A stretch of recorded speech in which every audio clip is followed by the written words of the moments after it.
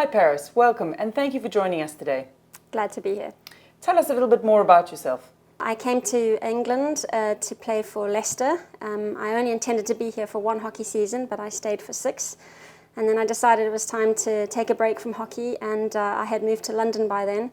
And I fell into triathlon as a way to stay fit.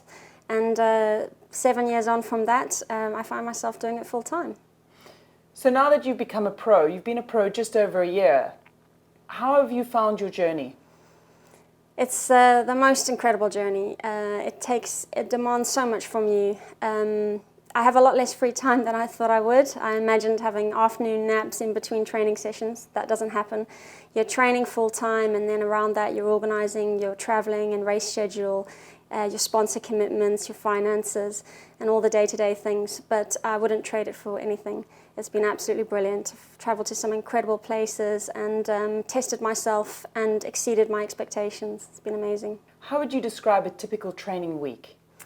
Well, the training varies depending on your build for races. So if I'm based in London and I'm in a big training load, I try and do about 30 hours of training.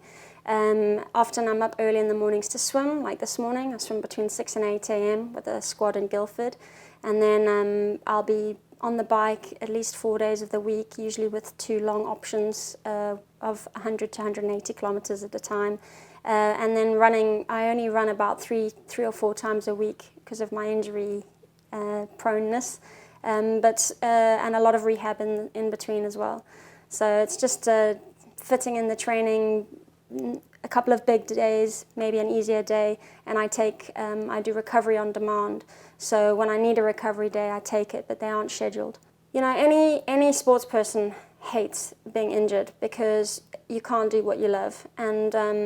But when you're professional, it's even worse because it's all you want to do, and it's your career and it's your earning potential that suddenly you can't do. So mentally and emotionally, it's really tough. You miss the endorphins that you get from all the exercise when you can't do it. You've just got to focus on what you can do, not what you can't do, and you've got to be completely committed to your rehab and trust that you'll get back to where you want to be. That's really interesting because you talk about motivation, but how do you keep yourself motivated when you're injured? Yes, motivation when you're injured is actually the toughest thing because you often end up doing all the things you like the least. The rehab and core, and a lot of the exercises don't feel as rewarding as smashing it on the bike or doing a really hard run interval. And but you also find that you do it better because it's the only thing you can do.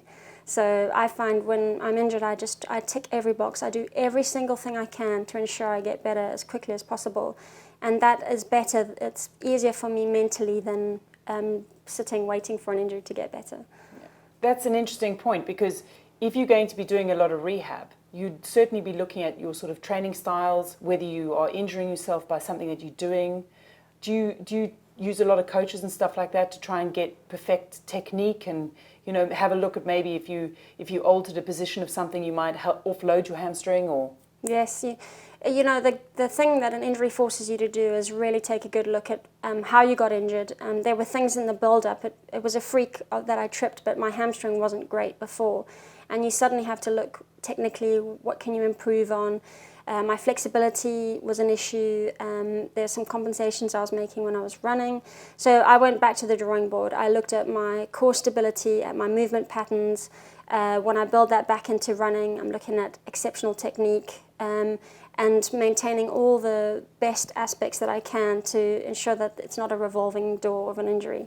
But you can often come back from an injury stronger if you really take a look at work on all the things that you maybe haven't got time for normally. And that's what I've been trying to do. Do you find when you're injured, you surround yourself with people who nurture you and comfort you and give you motivation? So like your physios and your biokinetics coaches and stuff like that, do they help you through the injury? You need a really good team around you, and you want to get as much input as you can. So I've had physio, chiro, massage, acupuncture. I mean, I even had a couple of sessions of electroacupuncture to try and promote the healing in the tendon. I've thrown everything I can at it. I've looked at my nutrition review, And I think you want to cover all the bases. So yes, you need a really good team around you. And the most helpful thing when you're injured is finding out what it is, getting an idea of what you need to do, and then getting on with that. And the worst thing is not knowing what's wrong or how long it might take to fix that. That just is so tough mentally. Whereas if you've got a plan and you're working on it, it's quite helpful actually. It keeps you sane when you're missing out on what you do. Absolutely. Yeah. I know that you place a lot of emphasis on nutrition. You've got a very tough training schedule and you have long days of training. How do you fit all this in? And what do you say would be the top things that people should take away about nutrition? Yeah, nutrition's absolutely key because you're asking so much of your body and you've just got to make sure that you've got the energy to give back. One of the biggest changes I've made is incorporating more protein into my diet, particularly at breakfast. If I have protein when I start the day, I get through my training sessions better without blowing up. So when I was just having, for example, just oats porridge, I wouldn't last more than a few hours before I was just desperate for more food. Whereas if I combine that with protein powder or I have some other protein at breakfast, I find I can get through my training sessions in the morning a lot better. You also need to make sure that you're taking in protein and carbohydrate within 30 minutes after finishing a hard session that's longer than 90 minutes. And I incorporate other supplements to that, like glutamine, which is one of the most essential amino acids and excellent for muscle repair, and things to help calm down the inflammation in your system. So I spend a lot of time and effort on nutrition, on eating really well, and I'm on a lot of supplements to help just make sure that I'm getting everything I need. The omega-3s, which are anti-inflammatory, iron tablets because your ferritin drops when you're training a lot, your iron levels drop, and the glutamine I've mentioned, things like that, and a probiotic as well to support your gut because you're under a lot of strain when you're exercising hard. So there's just so many facets to it, and I've learned a lot. I'm still learning, but nutrition is absolutely key. When you get your nutrition wrong, you often find that you underperform or you get ill a lot, and that's what I'm trying to avoid, really, I guess. Yeah.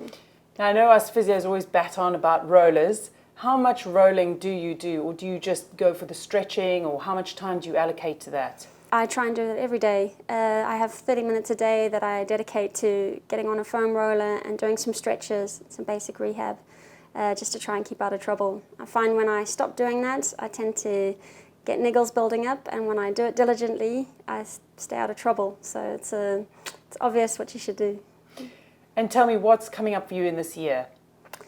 So looking ahead, I've unfortunately missed 2 months of racing now with this injury, but next race back hopefully on the 2nd of August in South Africa. It's a half Ironman, and after that I have yet to decide. It's either going to be the half Ironman World Champs in Austria, or I'll be riding the Haute Route Alps as a way of doing some training and getting fit for Ironman Wales in September. I know that at Athletes Lab they're all training for the Haute Route, so it'll be very exciting if you're on it. Yes, it's unfortunate it clashes with the World Champs, so I'm just waiting to see. You often don't know your race schedule until a few weeks before. There's so many options, and I'm balancing them out, so we'll see. Thanks so much for joining us today and taking time out of your schedule to come and chat to us. No problem. Thanks for watching, and we'll see you next time.